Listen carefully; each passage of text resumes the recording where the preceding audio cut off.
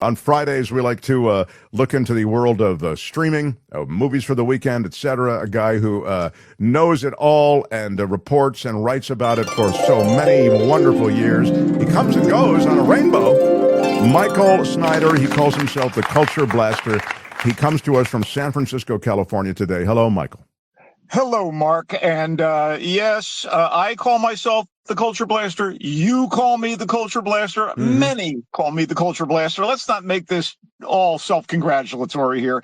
And speaking of congratulations, I want to thank Albert for cutting in line here, because I wanted to lead off by saying Olympic figure skating gold medalist Elisa Liu is a goddess, a whirlwind of joy, and an Oakland girl. We are Bay Area proud of her. And I watched her free skate earlier today.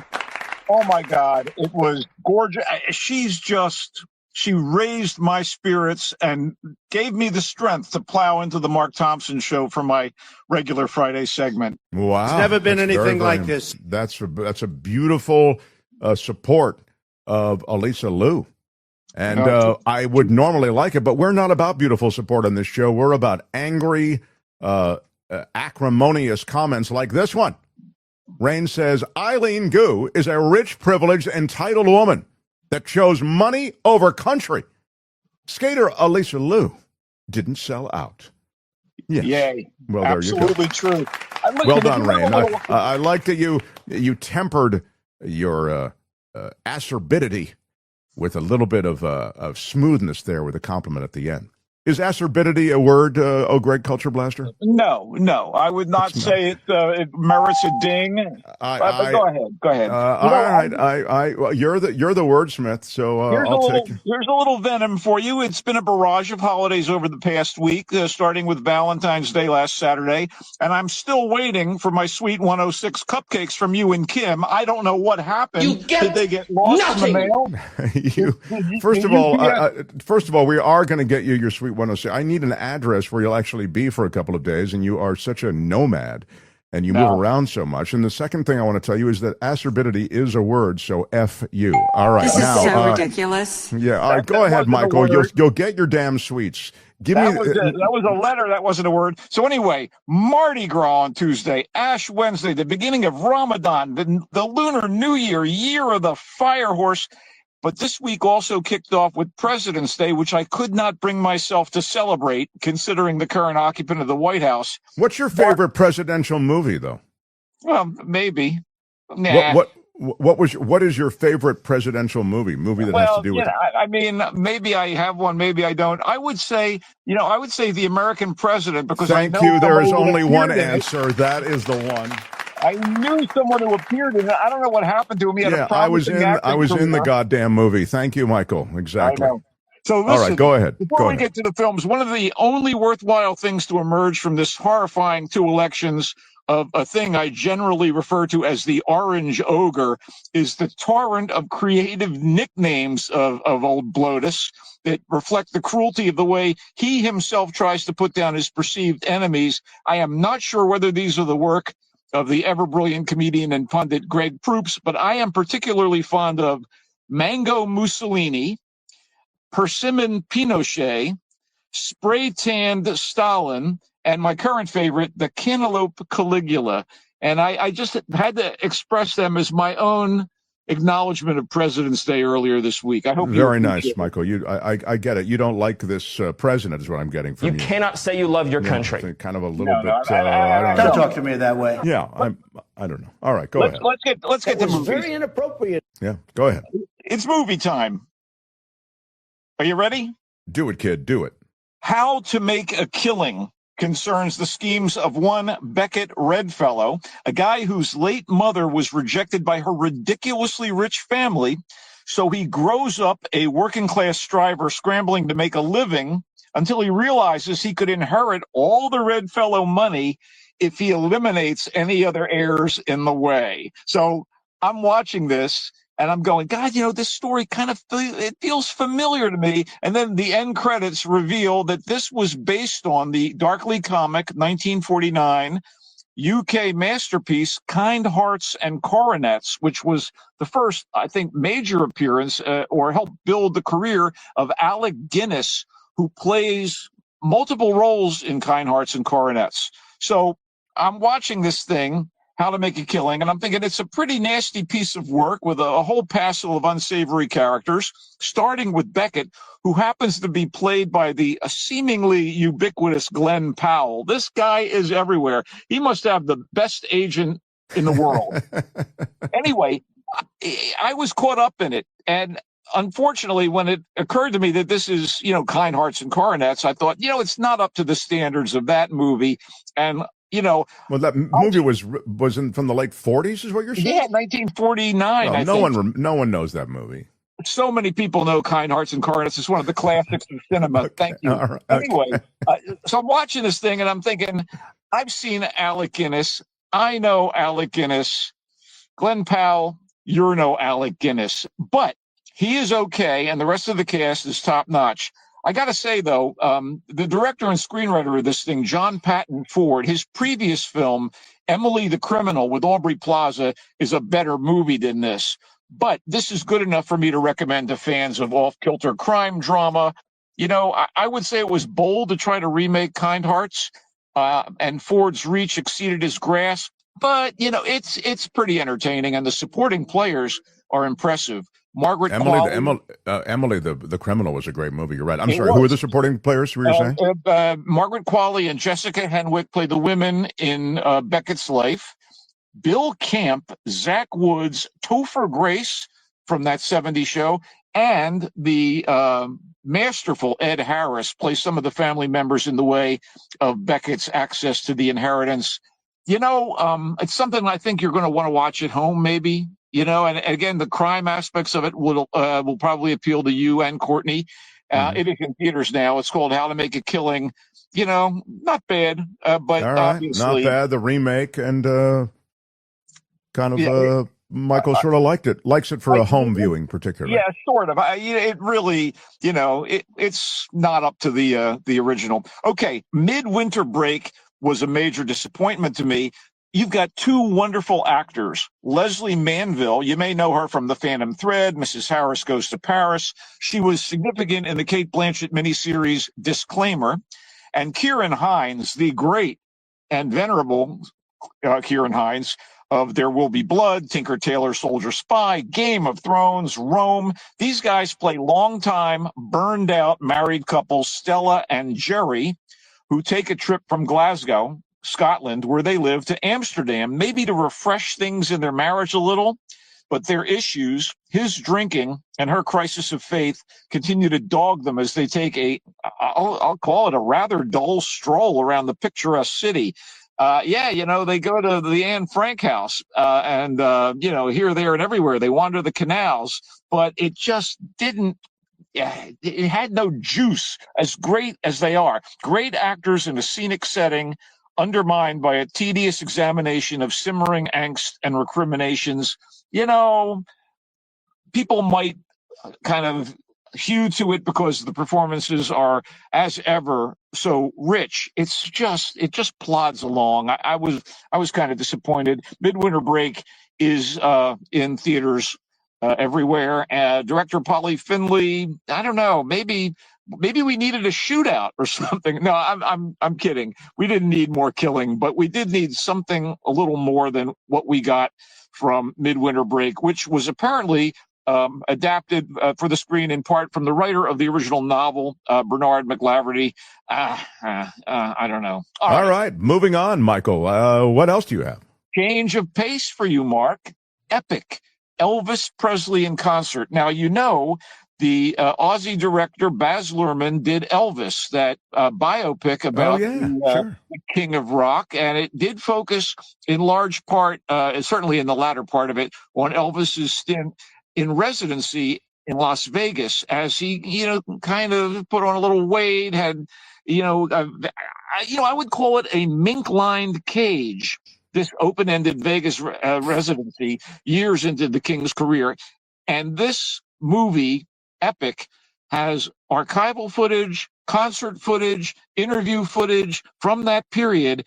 and it's all been refurbished, I assume, by Weta, Peter Jackson's computer animation and special effects company. It looks beautiful. It's pristine, and you see Elvis Presley, the grand old man of rock at that point, although not that old, at the height of his powers, controlling the band, singing, joking, interacting. But you see the sadness as he realizes that Colonel Tom Parker, his manager, and other people in the background have kind of locked him into this place where he's going to end up eventually, withering away. He died while still in that particular mode of his life. And he was still charting strong. Suspicious Minds was a big hit for Elvis at that point. Sure. And he still had incredible charisma. You see the love from the middle-aged women, the young women, everybody in the audience at these Vegas shows. You could see how much they adored Elvis. One of the sad parts about this, and he knew that there was a changing rock scene. He started covering Beatles compositions, and he paid attention. But he aspired to perform on the world stage, and he was so locked into this Vegas thing that he was never going to play outside the U.S. I don't believe he ever performed outside of the United States. We're talking and the reason for that was largely because of Colonel Tom Parker, isn't that right? He couldn't leave the country. Parker. So there is that hint of tragedy, but I got to tell you, it's an experience, and if you want to see what the madness was about, you want to see what all the fuss was about in terms of Elvis. He was a bundle of charisma, and it's all on display, albeit in the latter part of his life. I'd love to see this. I think it's interesting. At the time, I didn't really, I was just I was too young or whatever. He did seem like he was out of step with the scene that I was embracing personally, just speaking. Like I was more into, the emerging rock scene. He's coexisting with people like Jimi Hendrix and The Doors, you know what I mean? The reality is, though, that now years later, I sparked to the stuff that he was doing, and I'm really intrigued. I'd love to see this. So thank you for that. That period is a little overdone. Everything is kind of overdone. He's repeating stuff night after night, show after show. So there's a staleness that you can see creeping into things. But his personal charisma and skill is clearly on display here. No, but I love what you're saying, which is essentially as he had to repeat it, you're saying you can almost see the realization on his part that I'm not leaving this place. I'm not, there's a despair probably undercurrent, is what you're suggesting. So. That's why I said mink-lined cage. I really think that. I know, that is so good. That's why you're a great writer. Now moving on, please. Okay, so my favorite film of the week, and I thought that had merit as a documentary. It's in limited release, by the way, the Elvis thing, is Redux. I mean, we've seen multiverse stories on film, such as those depicted in the Marvel Cinematic Universe. There's a major new saga kicking off this December upon the release of Avengers Doomsday. And it's not all just superhero fare. Oscar winner Everything Everywhere All at Once was also about multiple realities impacting ordinary people. And now we have this imaginative indie film titled Redux, and it approaches the concept in a particularly dark and daring way, as a grieving but resourceful mother named Irene Kelly uses multiverse travel for vengeance by going from one alternate Earth after another and repeatedly executing versions of the man who murdered her daughter. So on one of these Earths, Irene finds herself rescuing Mia, a runaway teenage girl from the killer's clutches, and the headstrong Mia kind of complicates Irene's seemingly endless mission. This thing is written and directed by filmmaking brothers. Yes, another filmmaking brother team. Kevin McManus and Matthew McManus. Redux has genuine emotional power amid the science fiction trappings that they become kind of secondary to Irene's pain and the omnipresent feeling of loss and the serious jeopardy she and Mia are in. Michaela McManus, who you may recognize from Law and Order SVU, is amazing as Irene. And as it happens, she is the sister of the McManus boys, but it's hard to imagine anybody being better in the role of Irene. You also get a fine performance by newcomer Stella Marcus as Mia. Redux kicked ass. It is in select theaters. And I do believe it will play well at home, but it's the kind of movie I like people to support in the movie theaters. Wow, you really liked it. Look at that.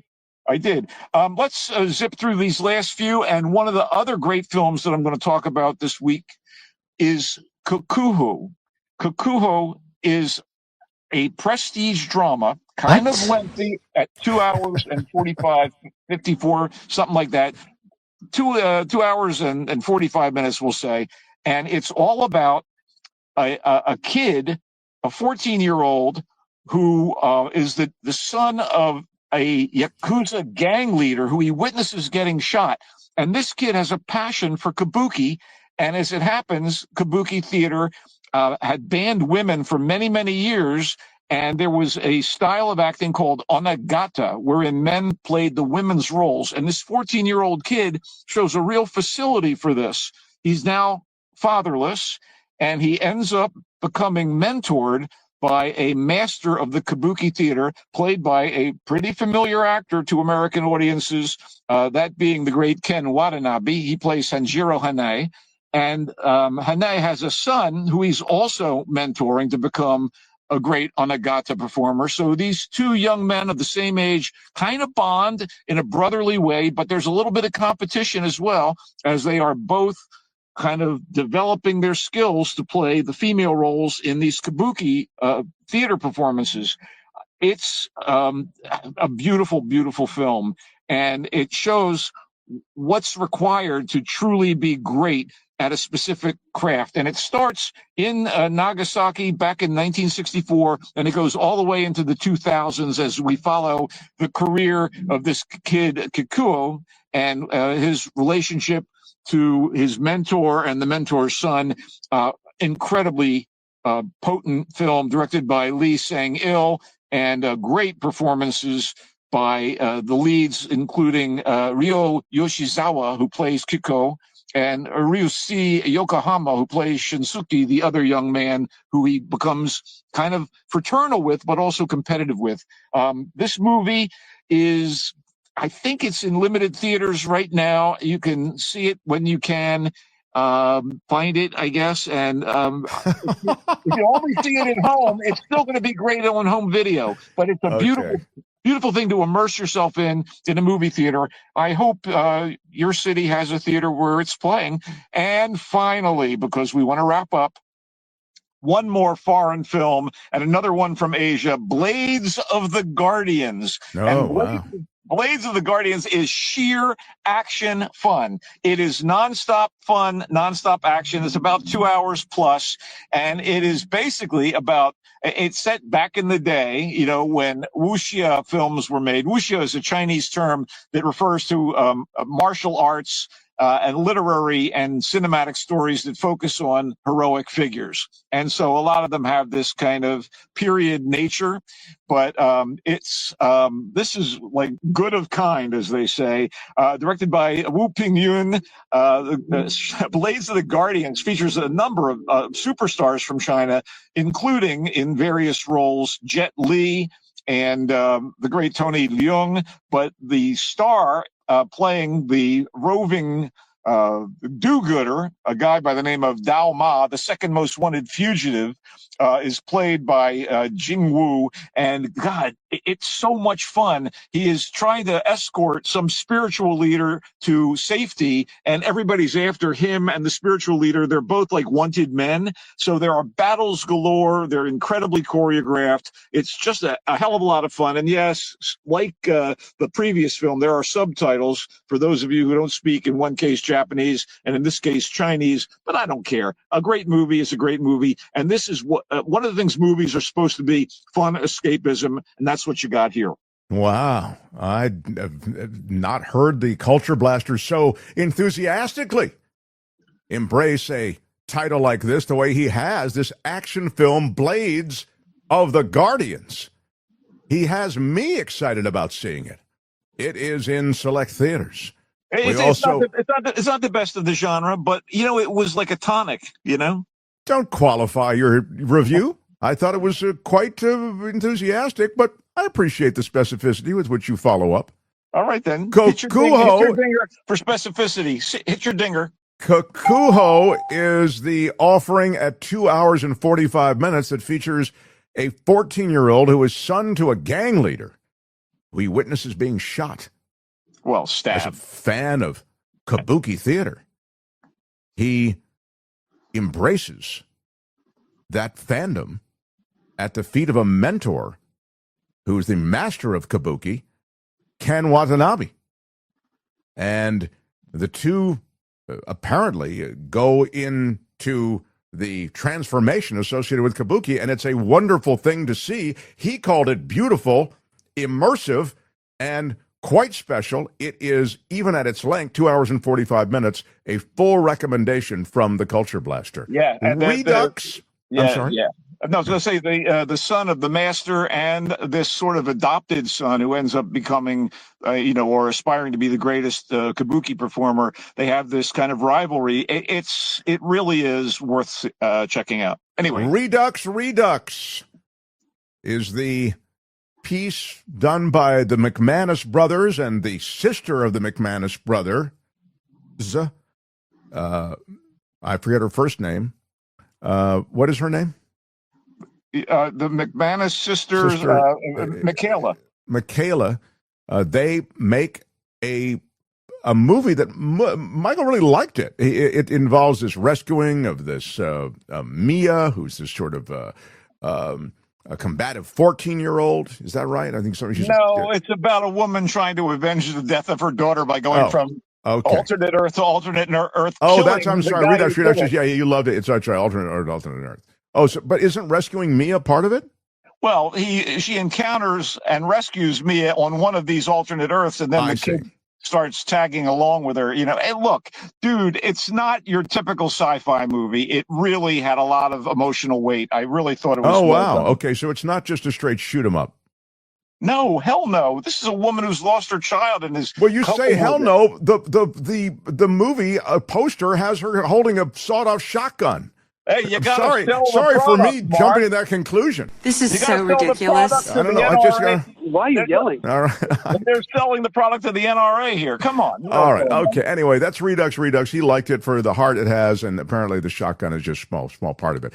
Epic Elvis Presley in concert shows the vintage of Elvis toward the end of his life, but in full resplendent power over those who worshipped him. But, and this is perhaps the most intriguing thing that I was taking in with the review, you see on some level, maybe it's subtle, the reality that's settling into Elvis. That is the idea that he's limiting his scope. He'll never be, outside this country performing. And on some level, this Vegas world is really the world where he'll sort of be limited. And so that sounds really intriguing to me. And I'm also really anxious to see this. So it's called Epic Elvis Presley in Concert. That's in select theaters, Michael Snyder? Indeed. And I do believe you can see it in IMAX this first week. Midwinter Break is the Leslie Manville movie with Kieran Hines. Brilliant performances. And apparently the performances are so great that it makes the movie, which is disappointing, sort of a question mark. Like, he said no juice in the movie. Like, you're going through this and it just feels plodding. He cannot recommend Midwinter Break. And firstly, he reviewed How to Make a Killing, the Glenn Powell film from the director of Emily the Criminal, Margaret Qualley, Ed Harris. There are a bunch of people in it. It's a big movie. It's intriguing. It's a remake, Michael says, of a film from the 40s, from the late 40s. Isn't that right? Yes, the very late 40s, and a great film, one that is crucial in film history. Eileen says, didn't Alec Guinness play all 8 parts in Kind Hearts and Coronets? I actually said that earlier in the segment. Well, there you go. Eileen was paying attention to you and was reiterating it. Remarkable, Eileen. Yes.